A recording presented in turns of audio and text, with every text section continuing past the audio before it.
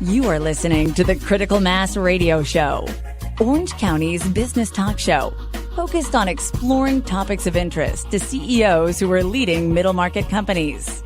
With your host, Richard Franzi.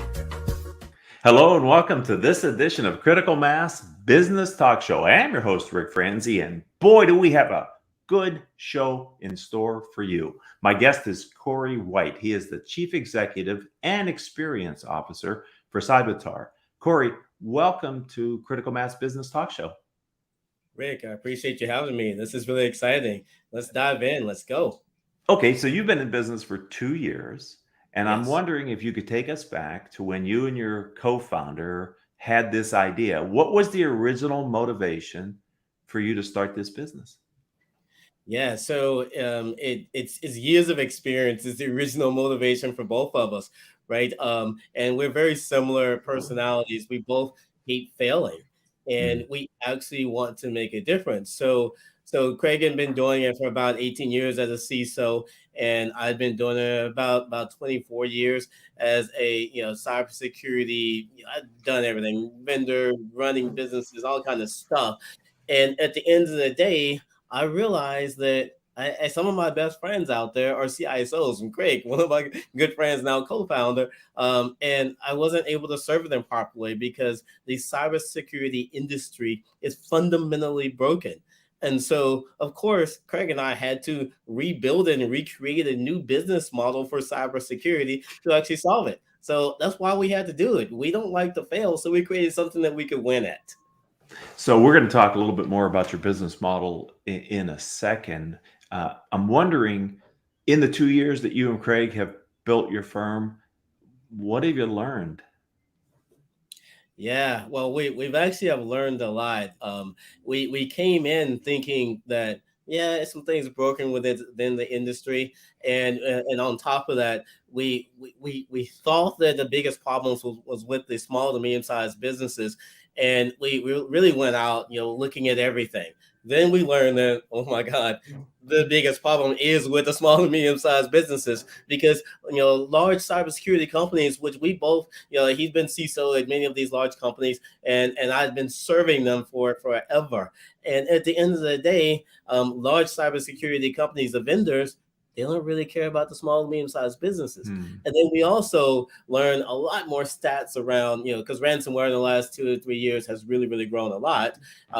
Guess who's being targeted the most? Small to medium-sized businesses that don't have a CISO, don't have a security team, and they should never hire a CISO or hire a whole security team. It doesn't make sense. So they're always going to be a target, and they're always going to be, getting hacked with ransomware because, the industry doesn't cater to them. Prices are too high. The products aren't angled toward them. So the whole industry is broken as it relates to small and medium-sized businesses because cybersecurity vendors want to make money, and they want to make money by getting big deals. And you can't get a big deal by small and medium-sized businesses, but we disagree. You actually can, because if you're their security team, if that is all outsourced to you, you can get big deals out of small and medium-sized businesses and actually help them along the way and make a difference.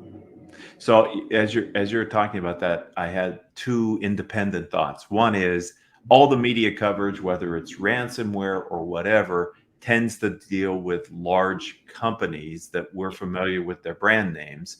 And I work a lot with medium-sized companies, and I know the headaches they have to actually be compliant and protected in the area of cybersecurity, because it's not a simple thing to do, and the penalties and risks can be significant. So let's talk about your firm and what makes your company unique and different in this space, Corey.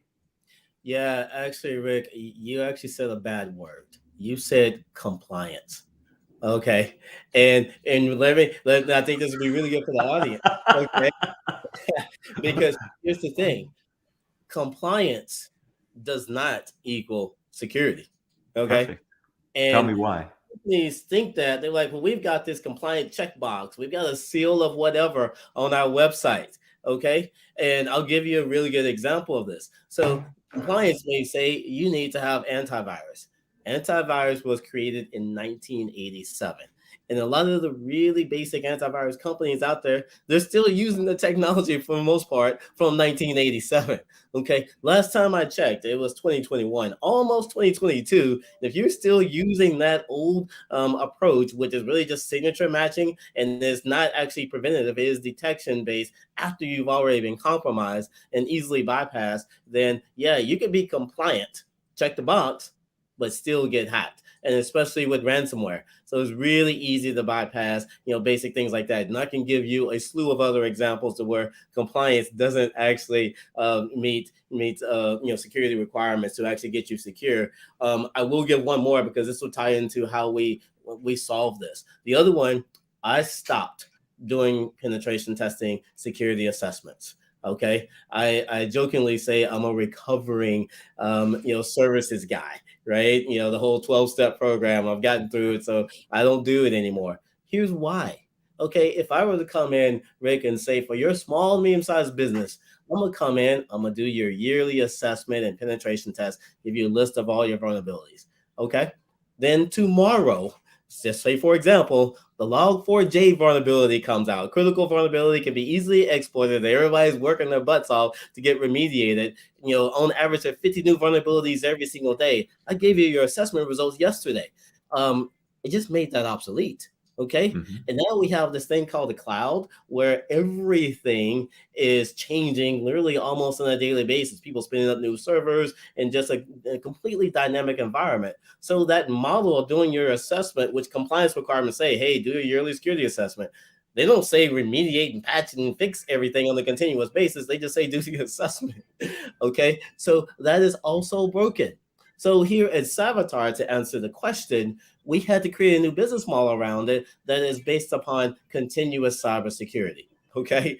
And so when you think about it, because the hackers don't stop, they're not going to come and say, hey, we're going to go and hack you the day after you fixed everything from your assessment. And this is during the holidays. This is what, I've done a lot of incident response in my time. This is hacking season. Okay. Mm-hmm. Because no one's really paying attention. People are out Christmas shopping, spending time with family. They didn't want to go and do cybersecurity and fix stuff. And so this is what happens.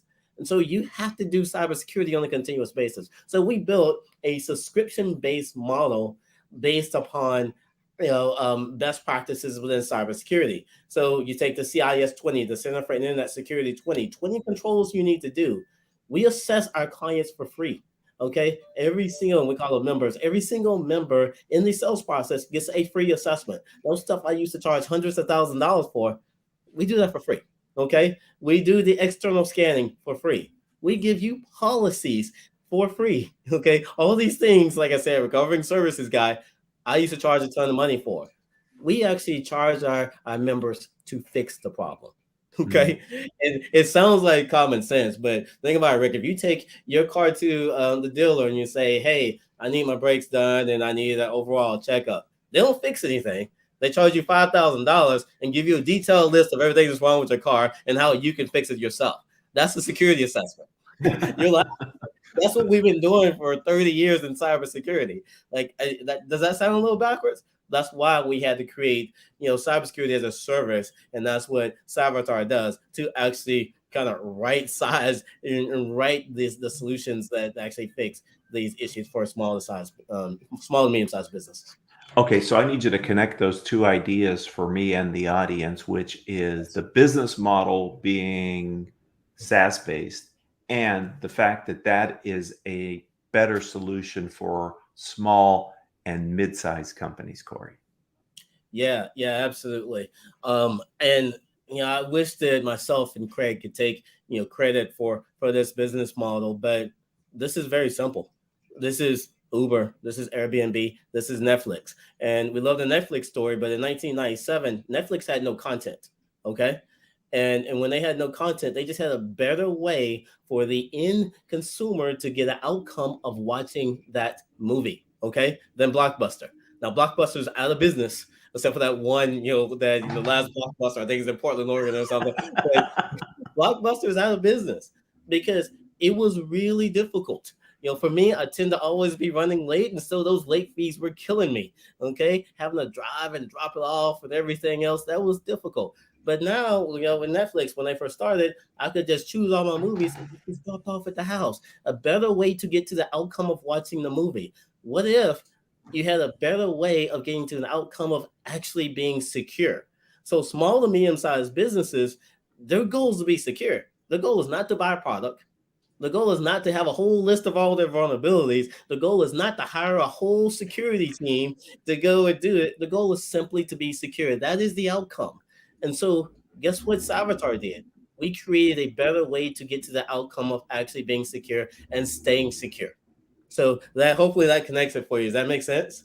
Yes, and I guess one of the aspects, and you clarify this if I'm misthinking, that Mm-hmm. a part of your model, like the subscription models of the companies that you highlighted, lowers the fee-based cost of being and getting the outcome, which is to be secure. Is that true?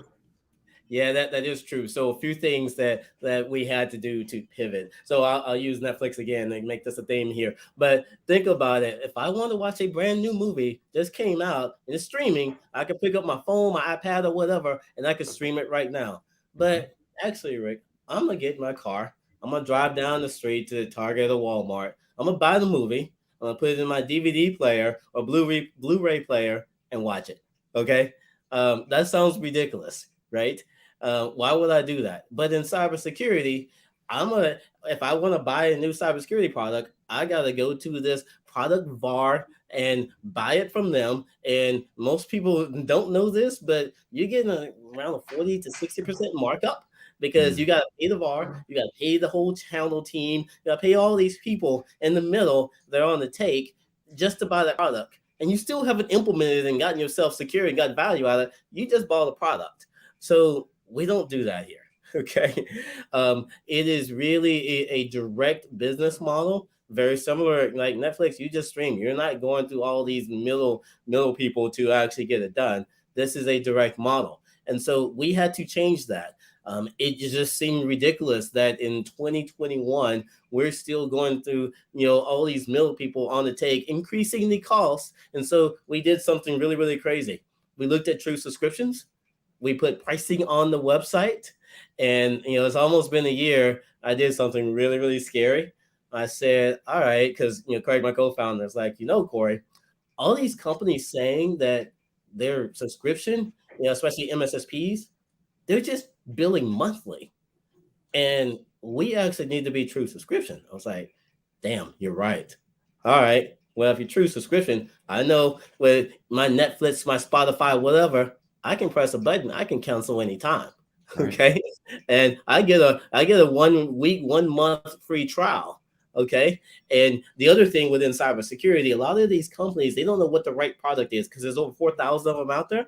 They're out there trying to figure out, do these proof of concepts that take 6 months. Okay. They say you get 30 days. We're going to fully install, configure, assess everything, and get you on that path. We have a lot of our members, they're actually locked down and secure in the 30 days before, and they can counsel within that time. And so last January, we did counsel anytime. We did 30 days free. And guess what? I was sitting there thinking, somebody's going to counsel, somebody's going to try to take advantage of this, somebody's going to game it. Okay. Right. Let me feel the fear and do it anyway. Guess how many cancellations we've had in that 30 days? Zero. Okay. Because we're actually providing value. Right. And that's what, one of our metrics in our business.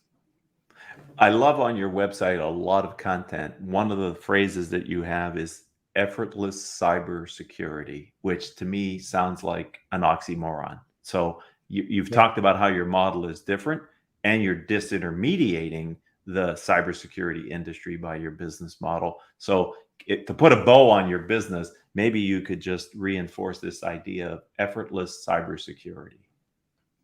Yeah, I mean, like I said, it's been a crazy journey. This is a really, really great story, but this has been my life the last 25 years or so. I've been the guy, to run teams to come in. We'll do your security assessment for you, tell you everything that is wrong, and then walk away. I've also run the teams to come in and install products for you, and just do the basic installation and then walk away. I've also been the same guy that ran the team to come in and do some of the largest nation state and even smaller security incidents in the world. Guess what? By the time we got to the incident, that CISO or board or CEO is like, Corey, we had you and your team come in and do the assessment. Okay, you told us everything is wrong. We had you and your team come in and implement products for us. And now I'm paying you 400 plus an hour to do the incident response after we just got hacked. Um, I felt pretty bad, Rick. Like Right. I'm on the take at that point. And one of my favorite books that I love, by Adam Grant is Are You a Giver or Are You a Taker? Now, Mhm. most people are not conscious of whether they're one or the other. So if you're a taker, which apparently in that other business model, I'm sitting there thinking I'm helping, but these companies are already hacked. Like their data's already gone. They're already all over the news. That's not helping. Okay. I'm making a lot of money off of the incidents. So I wanted to build a business model. And thank God I have an amazing partner and collaborator in Craig Goodwin, where we could do this together and we could actually provide value, and at the same time, make a ton of money off of it. Because people think, oh, if you do this, I can't make a lot of money. No, you can actually help people and be successful at the same time. That is actually possible. What a great way to put a bow on the business model and you two as entrepreneurs in your company. I noticed that in addition to the title of CEO, Chief Executive Officer, you're CEO and CEO, but this second CEO is Chief Experience Officer. Can you Mhm. explain to me why it was important to you to put both titles and take both titles in your role? Yeah, a few things. So, my life philosophy is, a lot of people will absolutely disagree with that, and that's okay.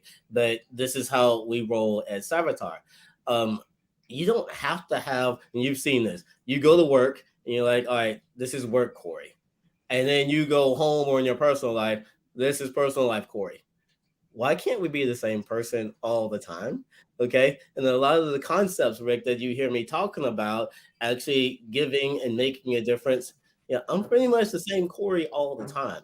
And so when I'm interviewing and hiring people onto this team, I want to know who that person actually is. I don't want the work version because, again, I mean, at least for me personally, when I had to do that, it created a lot of stress. Okay. Because I have to go and pretend to be something else that my bosses wanted me to be or what I thought society wanted me to be. I want to go and just be me. So I hire people that I want them to be them. Be 100% yourself, unless you're an asshole. If you're an asshole, then don't do that. Okay, we'll try to stop you. Okay, but be Okay. 100% yourself and be comfortable so that you can actually perform. And so the experience, what that means is, people say this, they work hard, play hard, but we have a good time here. And it's not just us internally to Cyvatar, it is our members. Every time we do something, whether it be a happy hour, an event, it is us with members. We're all one big Cy family, and we have our partners, our referral partners. All that is one big Cy family. So the overall experience should be absolutely amazing.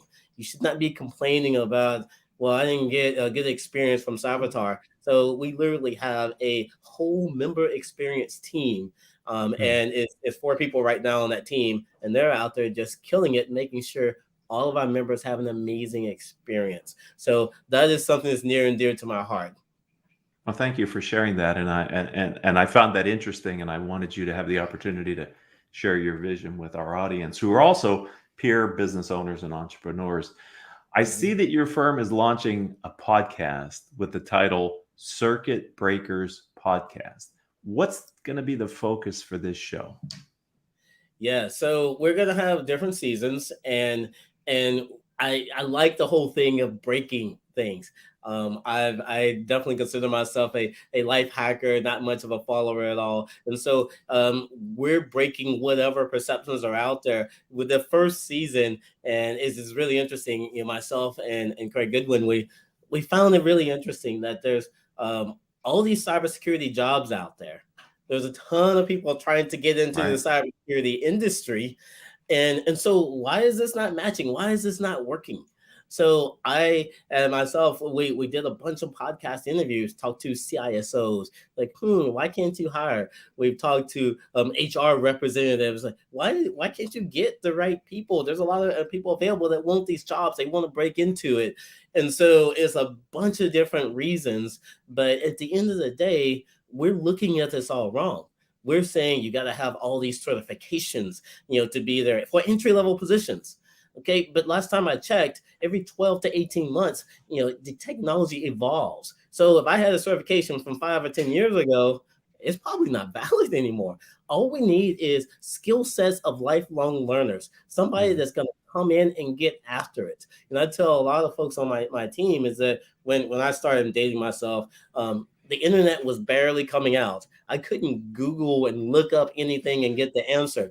But it's about how you get to the answer nowadays. And so that's all I need to know is, can you figure this out? Can you hustle and get it done? So the whole thing around, hey, this staff shortage, I think is a bit ridiculous. But on the other end, I recognize the reality of that, where I said at the beginning of the program here is that a small, medium-sized business, they never should be hiring a security team, because at the end of the day, they probably won't find the talent in a short amount of time. And if they do find the talent, they probably can't retain it. And then if they did retain it, they may not have the skill set to do everything that needs to be done. It's much easier to really just outsource that to us and we get it done in 90 days or less. It's just the most efficient way to do it. Going back to Netflix, right? If I want to watch a movie, I'm going to press a button and stream. I'm not going to drive and buy the movie and put it in my DVD player. It's ridiculous. So same thing here with cybersecurity.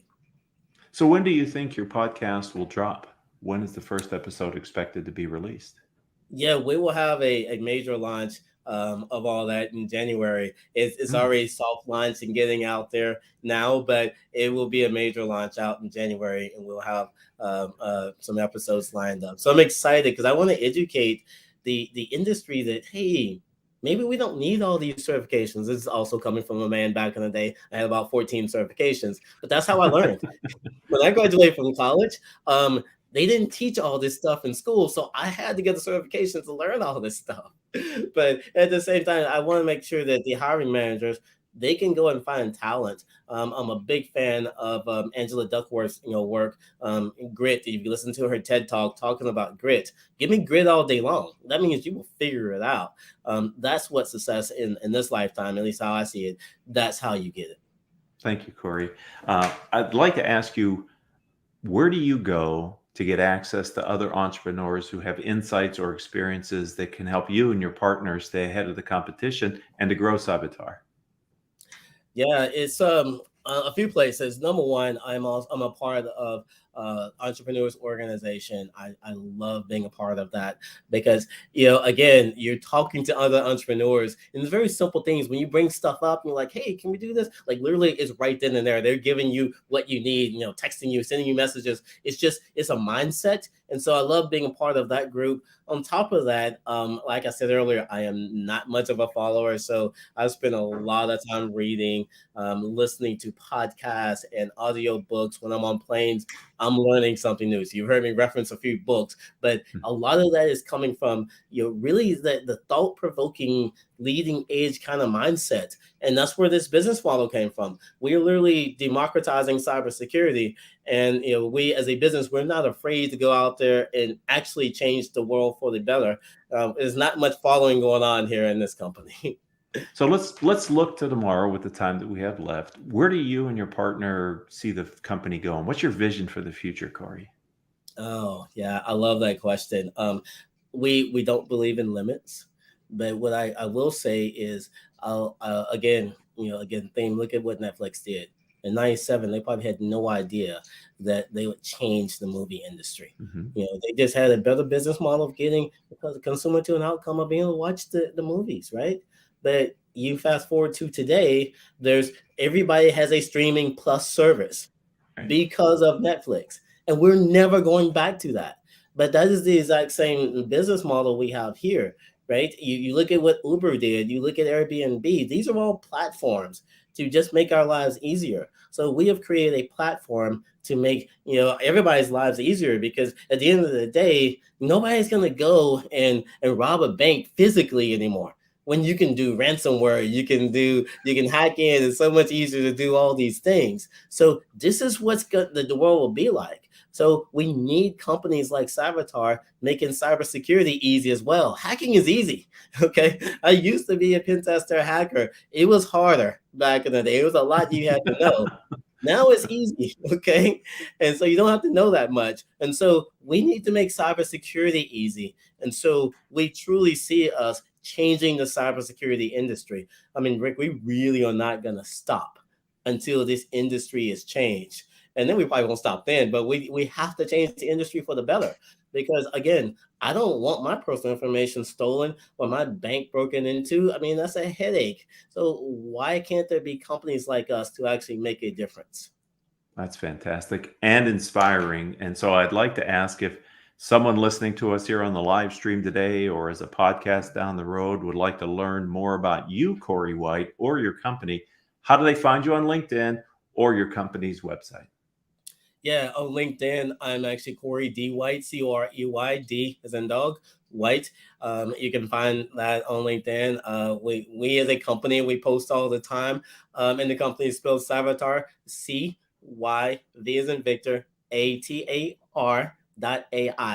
And how that came about, as easy to remember, is I was talking to a really good friend of mine as we were really, forming this. And she's like, the industry needs like a cyber avatar, like somebody to really support these small to medium-sized businesses. I literally was driving on the 5 freeway. I had to pull over and see if Cyvatar was available, matched up the 2 words there. And I did. Once I saw it was available, I literally reserved it right away. But that's how it came about. So we are cyber avatars for these small and medium-sized businesses to actually make a difference for them. That's fantastic and great story. I'd like to thank you for making a tour de force show here on Critical Mass Business Talk Show, Corey. I've thoroughly enjoyed it. I've looked forward to our conversation for a while since I knew you were going to be a guest. Thank you for giving your time and being a friend of the program. Yeah, Rick, I really appreciate you as well. You asked amazing questions. And thank you for teeing me up. This was a great conversation. I've enjoyed it. I'd like to thank Gottlieb, Brackman, and Reisman. They've proudly supported this edition of Critical Mass Business Talk Show. GRRPC provides legal advice and guidance for all aspects of intellectual property law, including patents, trademarks, and copyrights. If you'd like to learn more, visit them at grr.com. I'd like to thank you, the audience that maybe listens to the live stream today or picked us up as a podcast. This is Orange County's longest running business talk show. This was episode number 1325. If you'd like to connect with me on LinkedIn, I'm Rick, R-I-C, Franzi, F-R-A-N-Z-I, and that is my website as well. And until the next time we're together, I hope that all of your business decisions will move your company in a positive direction.